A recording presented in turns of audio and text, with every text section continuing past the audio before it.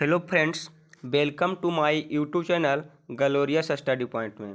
दोस्तों, मैं सतीश कुमार आज आप लोगों के लिए संस्कृत का एक महत्वपूर्ण चैप्टर प्रथम पाठ जो मंगलम है उसको लेकर आए हैं। दोस्त, आपको एग्ज़ाम आप खुद जानते होंगे कि हमारा एग्ज़ाम बहुत नज़दीक सटने वाला है और कोरोना के कारण हमारे जितना भी कोचिंग संस्थान है सभी बंद हो चुके हैं। तो देखिए, पढ़ाई बंद हो गया है और परीक्षा समय पर ही होगा। तो हम लोग का और कोई माध्यम है नहीं, एक माध्यम बस बचता है तो ऑनलाइन पढ़ाई। तो हम आपको हर विषय का माने वीडियो के माध्यम से उपलब्ध कराएंगे। और आप लोग को संस्कृत में जो देखिए 100 नंबर के पूछता है क्वेश्चन, तो पहला आपको अगर बुक ख़त्म करवा देते हैं तो बहुत महत्वपूर्ण भूमिका निभाएगा आपको मैट्रिक का एग्जाम में। तो मैं फर्स्ट चैप्टर से स्टार्ट करते हैं और उसको पूरा व्याख्या सहित अर्थ सहित आपको बताएंगे। और इसके बाद में आपको मंगलम चैप्टर से जितने भी क्वेश्चन आंसर है उस क्वेश्चन आंसर कराएंगे। और उसके बाद जो हिंदी में ही पूछता है तो उसको भी मैं क्वेश्चन आंसर कराएंगे। तो चलिए प्रथम पार्ट स्टार्ट करते हैं। दोस्त, अगर हमारे यूट्यूब चैनल पर आप नए हैं तो हमारे चैनल को सब्सक्राइब कर दीजिएगा और बेल आइकन को दबा दीजिएगा ताकि आपको वीडियो को नोटिफिकेशन सबसे पहले मिल सके। तो चलिए दोस्त चलते हैं पाठ परिचय में। तो पाठ परिचय में है दोस्त, प्रथम पाठ यानी मंगलम है। मंगलम पाठ देखिए, कोई भी पूजा पाठ होता है तो सबसे पहले मंगलम होता है, यानी मंगल मंगल माने शुरू करता है मंगल मंगल मंगल भगवान मंगल विष्णु होता है ना। तो दोस्तों हमारे प्रथम पाठ में मंगलम है, तो मंगलम हम स्टार्ट करते हैं। तो इसको पाठ परिचय में दिया हुआ है। इस पाठ में देखिए 5 मंत्र मैंने दिया गया है। अगर ऑब्जेक्टिव में पूछ देगा कि मंगलम पाठ में कितने मंत्र संकलित किया गया है, तो पहला ऑब्जेक्टिव आपको दे सकता है कि मंगलम पाठ में कितने मंत्र संकलित किया गया है। तो 5 गो। कितने दोस्त? 5 गो। तो देखिए इस पाठ में 5 मंत्र क्रमशः ईश्वास्य, कठ्य, मुंडक तथा श्वेतास्तर नामक उपनिषदों से संकलित है। ये मंगलाचरण के रूप में पठनीय है। वैदिक साहित्य में शुद्ध आध्यात्मिक ग्रंथों के रूप में उपनिषदों का महत्व है। इन्हें पढ़ने से परम पिता मुख्य शक्ति अर्थात ईश्वर के प्रति आदरपूर्ण आस्था या विश्वास उत्पन्न होती है। सत्य की खोज की ओर मन का झुकाव होता है। आध्यात्मिक खोज की उत्सुकता होती है। उपनिषद ग्रंथ विभिन्न वेदों से संबंध है। तो दोस्त चलते हैं आगे। देखिए प्रथम पाठ मंगलम, वो पाठ परिचय था। तो यहां से देखते हैं फिर से उपनिषद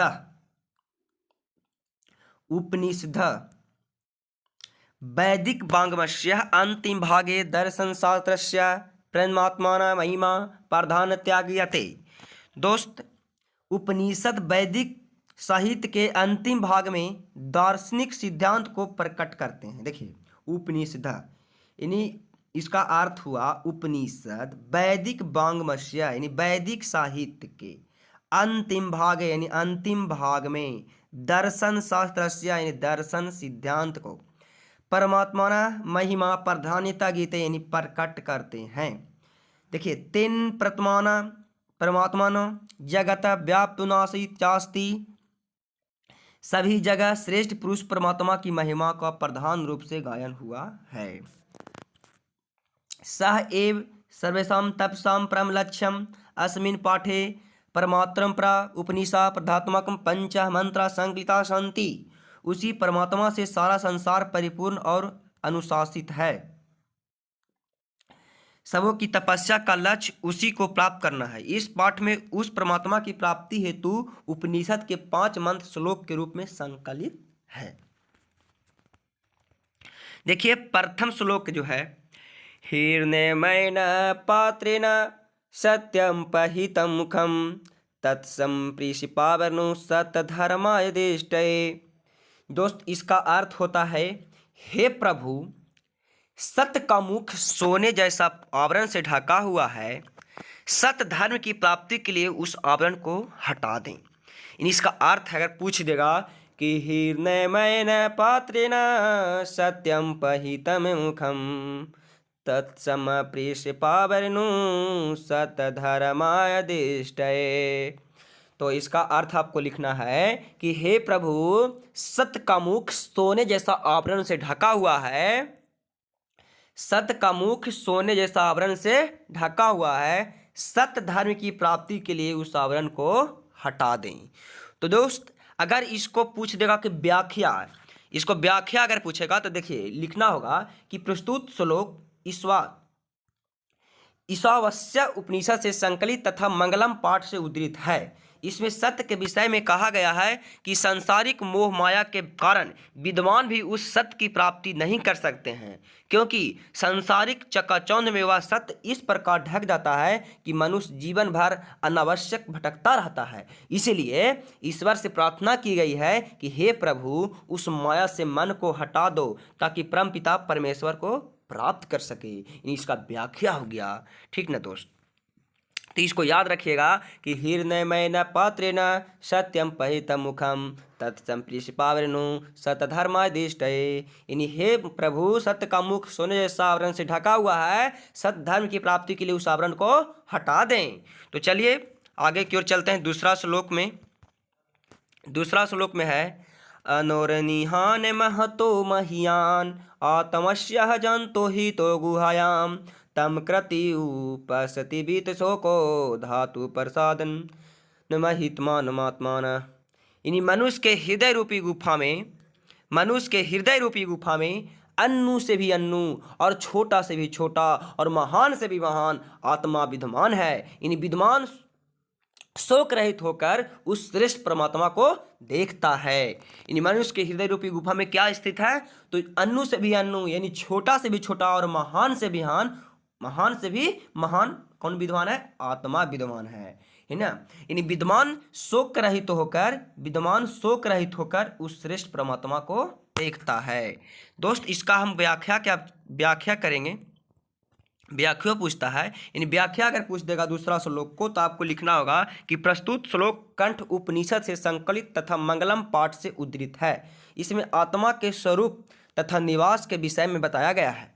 विद्वानों का कहना है कि आत्मा मनुष्य के हृदय में सूक्ष्म से भी सूक्ष्म तथा महान से भी महान रूप में विद्यमान है। जब जीव सांसारिक मोह माया का त्याग कर हृदय में स्थित आत्मा से साक्षात्कार करता है, तब उसकी आत्मा महान परमात्मा में मिल जाती है और जीव सारे सांसारिक बंधनों से मुक्त हो जाता है। इसलिए भक्त प्रार्थना करता है कि हे प्रभु, हमें उस अलौकिक यानी पवित्र प्रकाश से आलोकित करो कि हम शोक रहित होकर अपने आप को उस महान परमात्मा में एकाकार कर सकें। ठीक है, इसका श्लोक व्याख्या हुआ इस श्लोक का, दूसरा श्लोक का। तो चलिए तीसरा में चलते हैं। तीसरा श्लोक में है सत्यम जयते नानितम सत्यन पंथा बीततो देव्यान एनान कर्म तस्यो हाप्ति कामा यत्र तत्र सतस्य परमनिधानम। यानी तीसरा श्लोक में है कि सत्यम जयते नानितम सत्यन पंथा बीततो देव्यान एनान कर्म तस्यो हाप्ति कामा यत्र तत्र सतस्य परमनिधानम। यानी दोस्त, इसका अर्थ है कि सत्य की जीत होती है।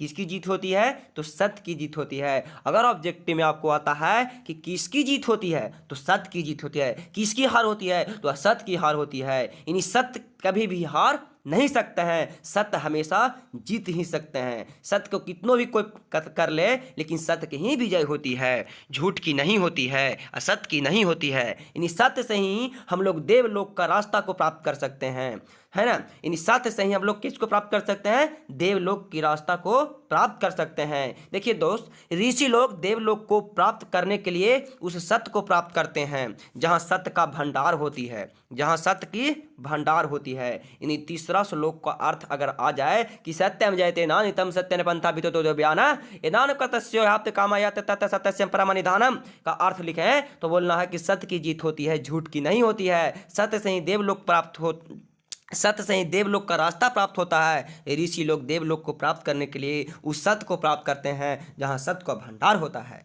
ठीक है दोस्त, तो चलते हैं प्रश्न श्लोक नंबर चौथा, यानी सॉरी, इसको पहले व्याख्या कर लेते हैं। तो दोस्त इसका व्याख्या तीसरा का हो जाएगा कि प्रस्तुत श्लोक मुंडक उपनिषद से संकलित है। देखिए अगर पूछ देगा कि तीसरा श्लोक जो है किस उपनिषद से संकलित है, तो मुंडक उपनिषद से संकलित है तथा मंगलम पाठ से उद्धृत है। इसमें सत्य के महत्व पर प्रकाश डाला गया है।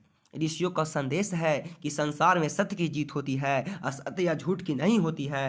यानी तात्पर्य यह है कि ईश्वर की प्राप्ति सत्य की आराधना से होती है, न कि सांसारिक विषय वासनाओं में डूबे रहने से होती है। संसार माया है तथा ईश्वर सत्य है, अतः जीवन जब तक उस सत्य मार्ग का अनुसरण नहीं करता है तब तक वह सांसारिक मोह माया में जकड़ा रहता है। इसलिए उस सत्य की प्राप्ति के लिए जीव को सांसारिक मोह माया से दूर रहने वाला भाव से कर्म करना चाहिए, क्योंकि सिर्फ ईश्वर ही सत्य है, उसके अतिरिक्त सब कुछ क्या है, तो सत्य है। तो दोस्त चलते हैं चौथा श्लोक में।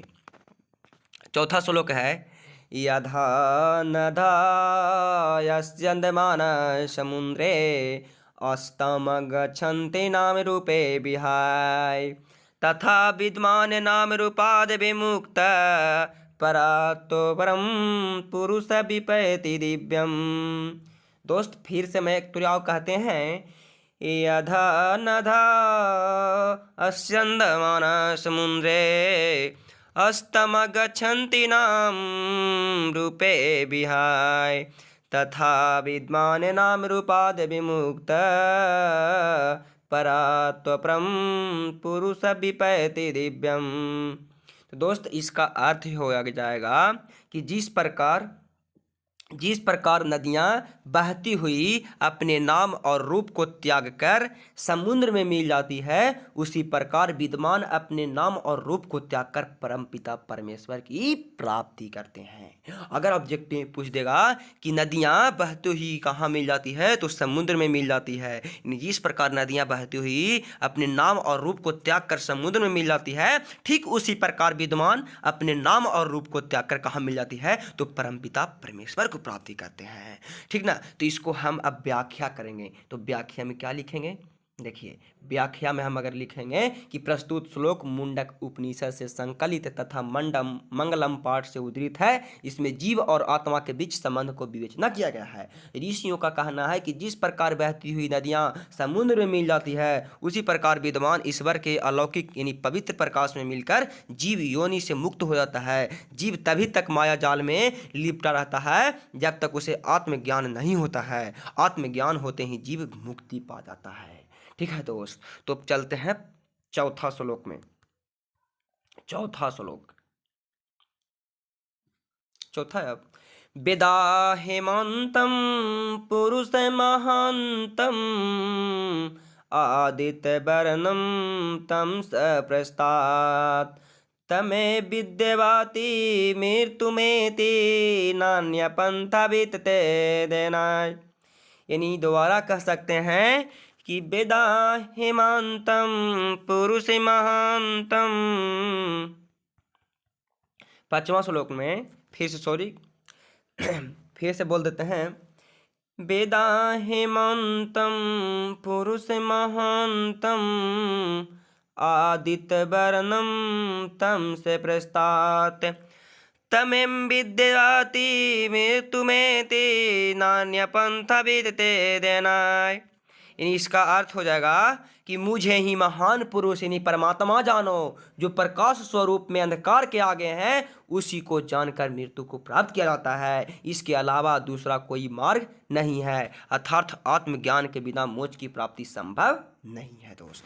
तो चलते हैं इसको व्याख्या। प्रस्तुत श्लोक श्वेतास्तर उपनिषद से संकलित तथा मंगलम पाठ से उद्धृत है। इसमें परम पिता परमेश्वर के विषय में कहा गया है कि ऋषियों का मानना है कि ईश्वर ही प्रकाश का पुंज है। उन्हीं के भव्य दर्शन से सारा संसार आलोकित होता है। ज्ञानी लोग उस ईश्वर को जानकर सांसारिक विषय वासनाओं से मुक्ति पाते हैं। इसके अलावा दूसरा कोई रास्ता नहीं है। ठीक है, इसका व्याख्या हो गया।